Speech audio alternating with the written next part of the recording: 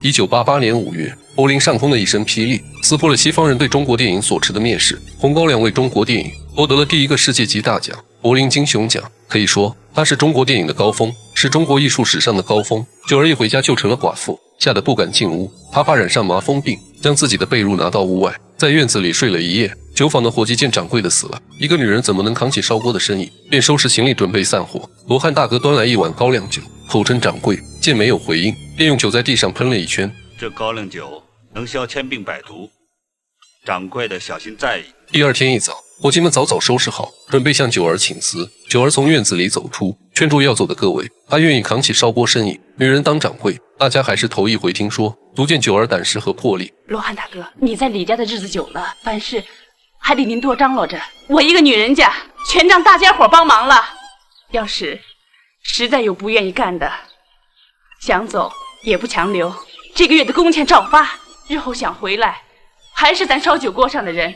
咱这买卖办成了，人人都有一份儿。见九儿动情重义，众伙计也不好意思再走，纷纷留下。九儿给大伙放了3天假。罗汉和伙计们挥洒红色的高粱酒，把李大头用过的东西、盖过的被褥、穿过的衣服，通通扔进火堆。随着鲜红的高粱酒泼洒在地上，李大头留下的细菌病毒也都被消灭。经过几天的打扫，从里到外焕然一新。九儿坐在炕上剪出红色的福字，他将和过去的自己告别。这时窗外传来熟悉的声音：我把高粱铺平了，他就躺下了，躺下我就痛快了。于占鳌是来烧锅上找活干的，他喝多了便撒起酒疯，满嘴胡诌。在伙计们的目送下，进入九儿的屋子。下一秒，连人带铺盖都被扔了出来。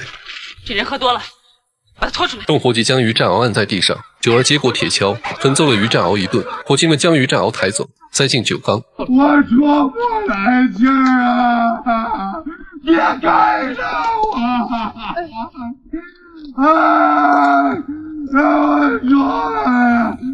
于占鳌四脚朝天，不停挣扎，就这么醉倒在酒缸里。土匪秃三炮到了烧锅，李大头睡过你了？睡了。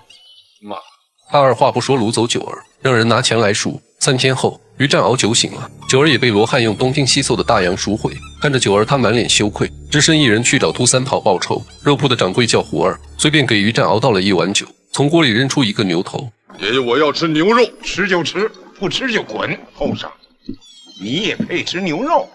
牛肉是给三炮留的。这家肉铺正是三炮的产业，没多久，牛头就被啃得干干净净。1块大洋，爷爷就撒葱了。此时秃三炮进屋，让胡二割了于占鳌的舌头下酒。于占鳌扫视一圈，随后跪地磕头如捣蒜。下回不敢了，不敢了。